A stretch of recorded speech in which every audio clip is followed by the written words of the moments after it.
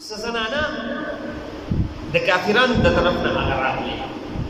خو دا زنانه هغه مسلمانانې شوې ډېره کافر څنګه چې ابو جندل راغلی او دغه شان زنانه راغلي خو دا زنانه مسلمانانې شوې دي راغلي نو چې دې څنګه راغلي د دې چې کوم د کور خلک او اولیاء هغو پسې هم راغلي او نبی علیه السلام دې مطالبه وکړه چې موږ معاهده شوې ده موږ ته واپس کړي نبی علیه السلام ورته هغه واپس نه کړي نبی علیہ السلام ورته ارشاد وفرمایو په معاهده کې موږ دا خبره لیکلې ده وعلى الا ياتيك منا رجل وان كان على دينك الا رددته علينا وای که زمون د طرف نه تا ته یو سړی راشي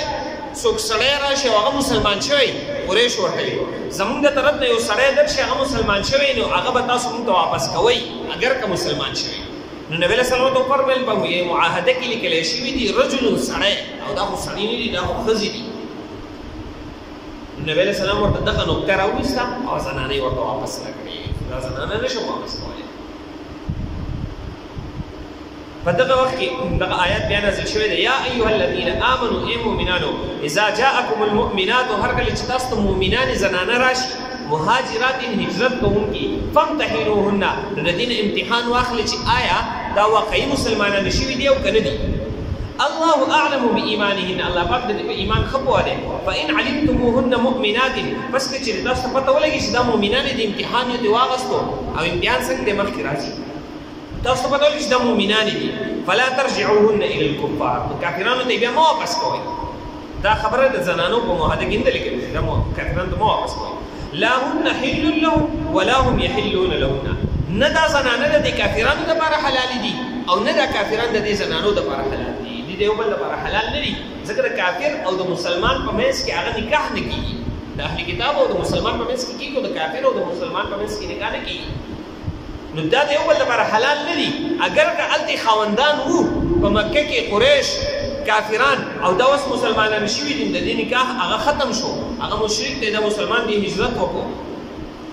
ولا جناح عليكم ان تنكحوهن اذا اتيتموهن اجورهن کدا راشه او دلته کې تاسو چاته نکاح کوئ نکاح وسره کوي نو دا نکاح من نه نکاح دی کی مہر ور کی نکاح کول شي ها د دې نه بعد چې کله یو مؤمن زنانه رااله هجرت په وکړو نو نبی علیہ السلام په دې طریقه باندې بیعت اغوستو نبی علیہ السلام ته دا آیت نازل شو نبی علیہ السلام دا آیت نازل شو اذا جاءك المؤمنات يبايعنك اے پیغمبر هر کله چې تاسو یو زنانه راشي د قریش له طرف نه او هغه تاسو سره بیعت کوي نو بیعت په څه باندې کوي علی الله یشرکنا دا چې شرک باندې کوي د شرک نه دي ته وګورئ بیا به شرک نه کوي ولا يسرقنا غلا باندې کوي ويم ولا يزنين زنا باندې کوي ولا يقتلن اولادهن خپل اولاد باندې قتل اولاد قتلول څه مطلب دا څلورمه خبره شو یا خدای دې جهالت کې دا دغه چې ژوندۍ لونه به ښخولې هغه طریقه باندې کوي یا مطلب دا دی چې یو زنانه هغه بیمار شي په اخر کې بچی د ماشوم دی دغه ماشوم هغه ساه اخیستلی وي د څلورو میاشتو نه زیات شوي وي په دې کې روح هغه غورځولی شوي وي د دې نه بعد زنانه داسې طریقې اختیار کړي داسې دوايانې چې دغه ماشوم هغه ضایع کړي نو دا د دغه ماشوم قتل دی دا په جاهلیت کې هم کېدل او نن دور کې هغه هم بعضې خلک هغه کوي نو چې کله په ماشوم د څلورو میاشتو نه واوړي د حمل او روح په دې کې وغورځولی شي د دې نه بعد چې دی نه هغه د ضایع کول دا د ماشومان په قتل کې راځي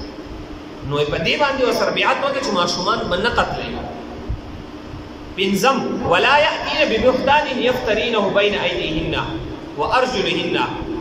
بهتان به په چا باندې نه تړي په چا به الزام نه لګوي ولا يعصينك في معروف او شپږم خبره دا ده چې په نیک کار کې به ستا نافرماني نه کوي چې کله ورته ته حکم وکړي چې دا کار وکړئ د نیکۍ کار دی نو هغه نافرماني به نه کوي هغه حکم به هغه مني نو په دغې خبرو سره بیعت وکړه نو دا د هغوی لپاره سره بیعت دی نو هغه زنانه نبی علیه السلام واپس نه کړی او د هغوی سره یې هغه بیعت وکړو نو نبی علیه السلام داسې بیعت نه وکړه چې څنګه یې د صحابو سره هغه بیعت کوو لاس په لاس باندې ځکه زنانه وي د زنانو نه پرده چې دی نه هغه فرض ده نو لاس په لاس باندې بیعت چې دی نه هغه نه وکړی بلکې په پرده کې چې دی نه هغه صادر هغه نیولی شوی یا بله یو طریقه باندې خو به هر حال لاس په لاس هغه بیعت نه وسو چې عام صحابو سره